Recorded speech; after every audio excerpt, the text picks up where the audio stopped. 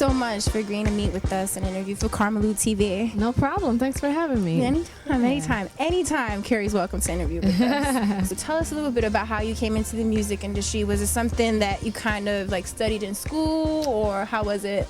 How did you come into this? I knew as young as 3 and 4 years old that I loved to sing, because I used to get in trouble that early for always singing, always humming, and you know, my mother and friends of the family would walk up to me and say, sing this song, and somehow at 3 and 4 I knew every word.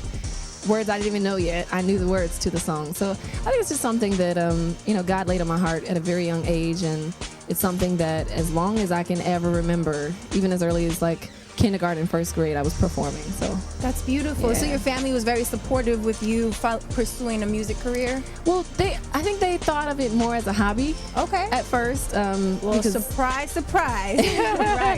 Right. I think they just, you know, they supported it. As long as our grades were good. I'm second oldest of 5 children, so as long as our grades were good, we could really pretty much do anything outside of, you know, our, like anything extracurricular we could do, as long as we brought home the A's. So that's great. Yeah. Now, a lot of people know you as an R&B pop singer, but you've also done writing for a lot of people. Yeah. Tell us a little bit about that, your writing career.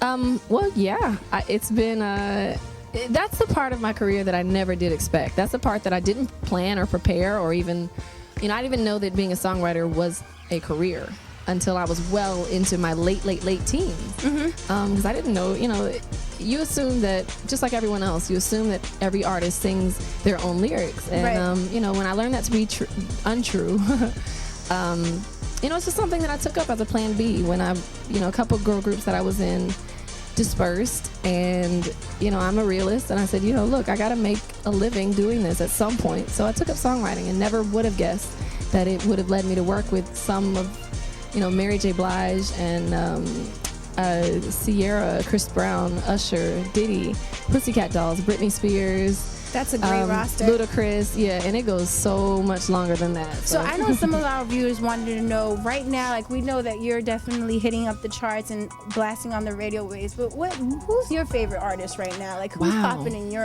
your car maybe? The guy that you can probably hear in the background right now, the Dreams Love Hate album. I'm really feeling that. And you know what, Ryan Leslie's first debut album, I'm really loving that. Who else? Feist is like what I clean my house and, you know, take my bubble baths to. Very nice. There's you so listen many. To that Feist, guys. Yes. But there's so much. You know, I'm a real music lover, and I'm really passionate about music, so I'm always getting new music and seeking to be inspired by someone. Yeah. Is there anyone maybe in the past that influenced you, like maybe a legend that's not here on the earth right now, but just on? Donny Hathaway. Gotta say him. Stevie Wonder's still living.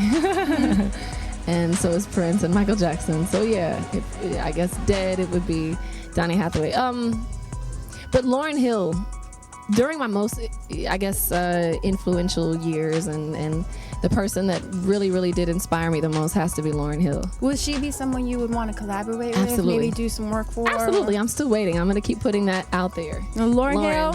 Yeah. We're calling whenever you. You're ready. I'd love to write your comeback song. There we go. Hey, it's your girl, Keri Hilson, and you are watching KarmaloopTV.